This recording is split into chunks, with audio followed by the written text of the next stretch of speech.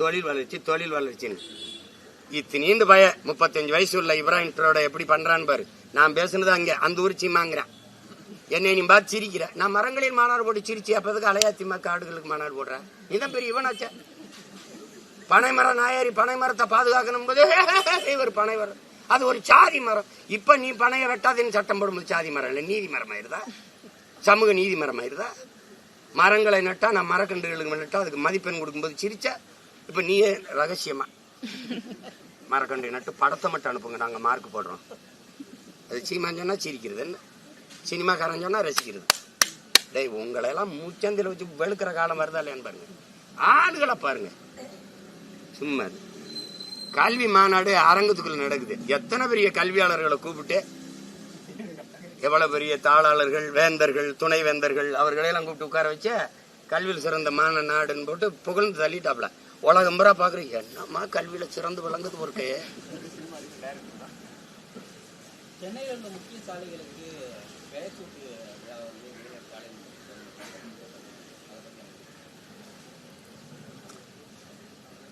அழிச்சுக்க என்ன வெண்டத்தில் தர. இந்த கடற்கடற்கரை காலையில கிழக்கு கடற்கரை சாலை இருக்குல்ல, அது உண்மையான பேர் என்ன தெரியுமா? ராஜராஜன் பெருவீதி.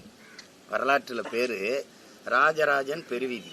அதுக்கு ஐயா வச்ச பேர் என்ன தெரியுமா? ராஜீவ் காந்தி சாலை. அது கிழக்கு கடற்கரை சாலைன்னு வச்சிருந்திருக்கலாம். இப்ப வச்சிருக்க பேர் என்ன தெரியுமா?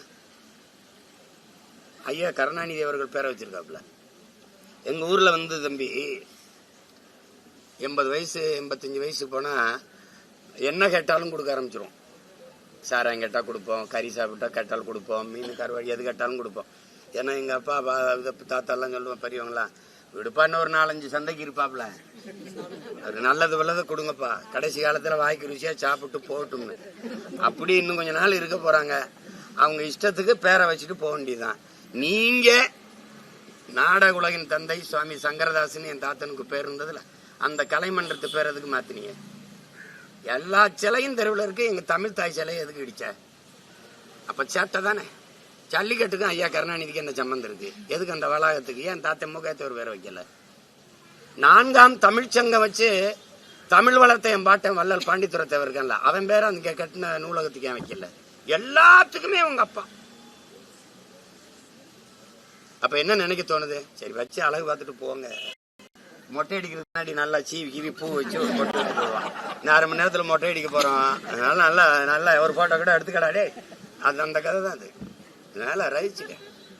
இது எத்தனை நாளைக்கு இருக்கும்? நீங்க வச்சுட்டு போனா நான் வந்து மாத்துவேன் தம்பி, நான் வந்து மாத்துவேன்.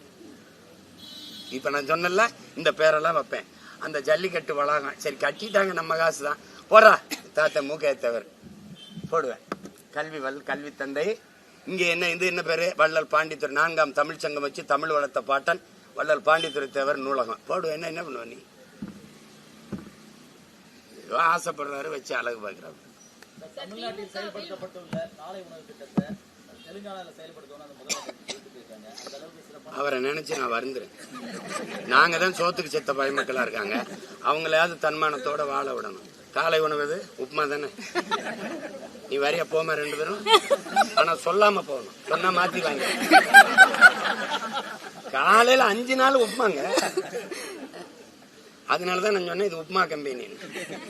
நாங்கெல்லாம் திரைப்படம் தயாரிக்கும் போது எப்படின்னு உப்புமா கம்பெனின்னு ஒழுங்கா காசு தர மாட்டாங்க, ஒழுங்கா அதுக்கு பேரு. தம்பி 60 வருஷமா நாங்க ஆண்டிருக்கோம், மாறி மாறி திமுக அதிமுக.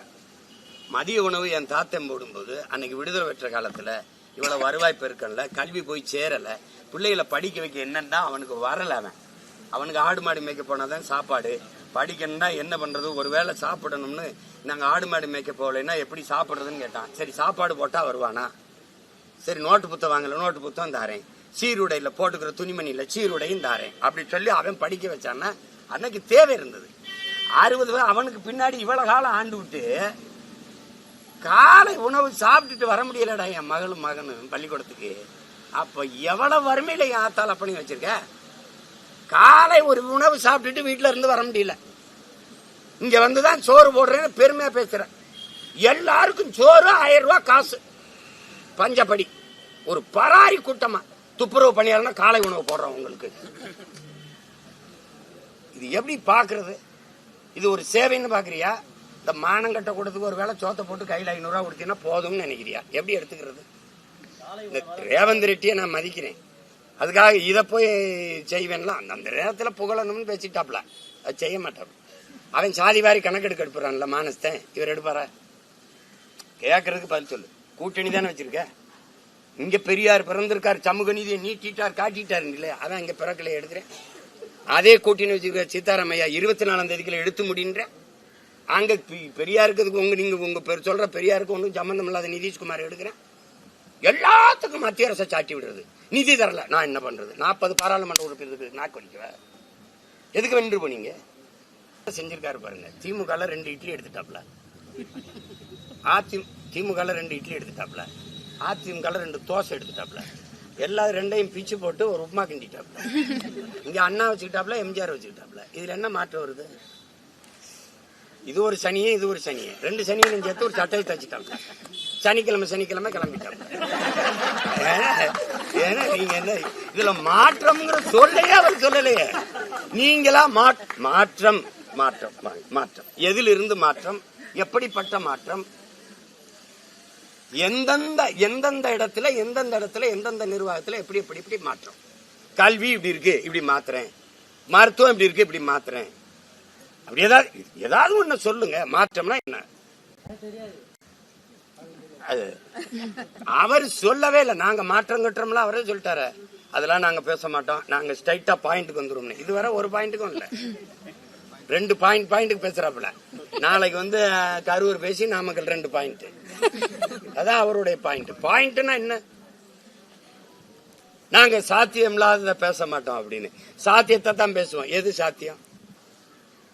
அவருக்கு சொல்லிக் கொடுங்க. எது ஒன்றும் சாத்தியத்திலிருந்து பிறந்ததில்லை, தேவையிலிருந்து தான் பிறக்குது. சாத்தியம் இல்லாத ஒன்றை சாத்தியப்படுத்துவதற்கு பேர் தான் சாதனை.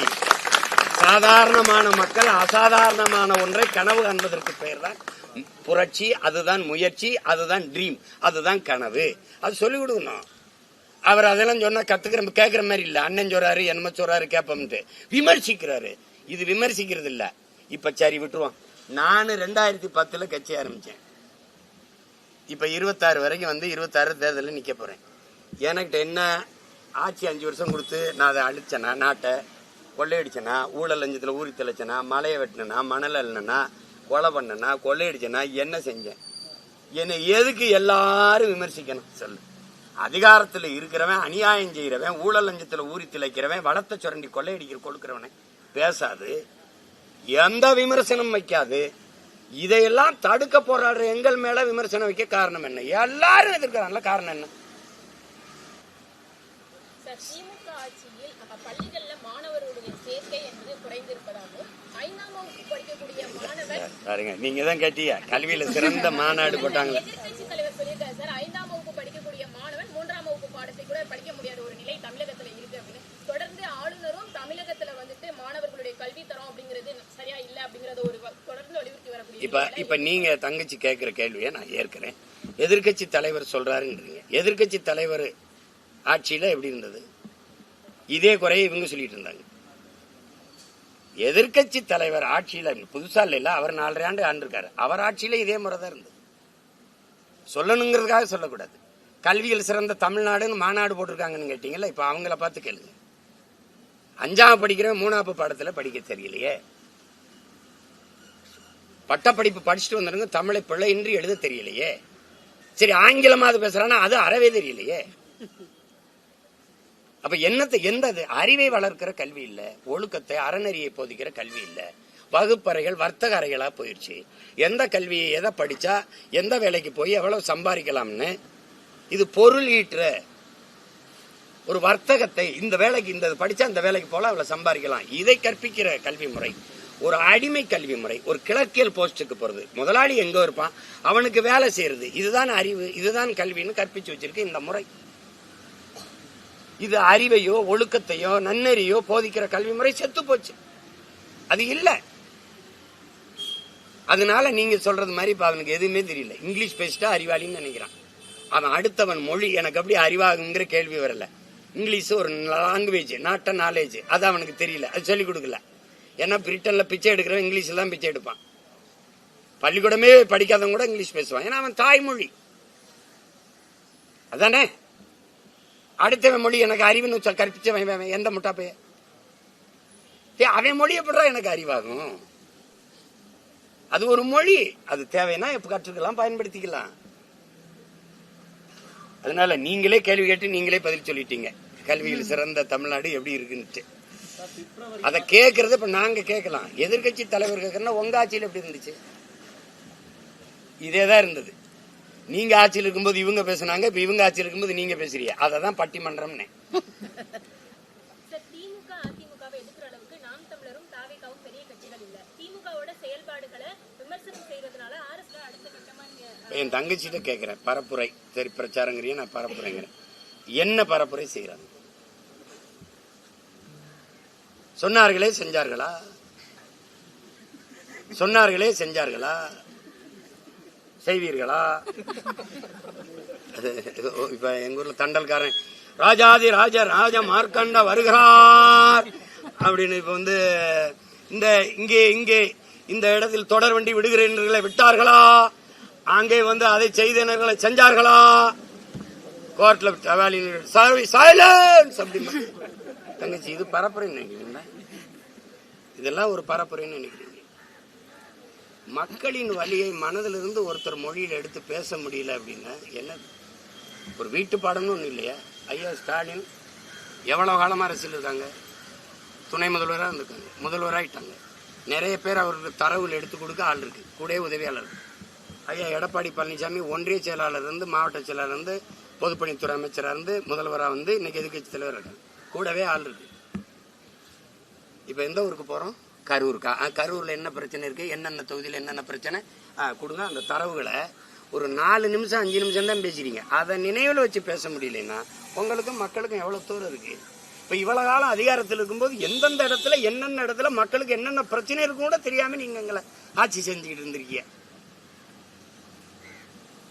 என்னதங்கச்சி பரிச்சயவாத மனத்துல வச்சு எழுதணும், பார்த்து தான் எழுதுவேன் அடம் பிடிச்சிட்டு இருந்தா ரொம்ப கஷ்டம். அவ்வளவு மக்கு மாணவர்களுக்கு இங்க மதிப்பெண் கிடையாது. பார்த்து படிக்கும் போதே அது மண்ணரிப்பா மீனரிப்பா, அது நீடாமங்கலமா பீடாமங்கலமா, ரொம்ப கஷ்டம். நான் உண்மையிலே வெக்கப்படுறேன். ஒண்ணு என் முன்னோர்கள் காலத்துல பிறந்து செத்துருக்கணும், இல்லைன்னா காட்டு குருவி நாய் நிறையா வந்தா செத்து இருக்கலாம். மானங்கட்ட இந்த இனக்கூட்டத்தில் பிறந்ததுக்கு வெக்கப்படுறேன். அதுல இந்த பாருங்க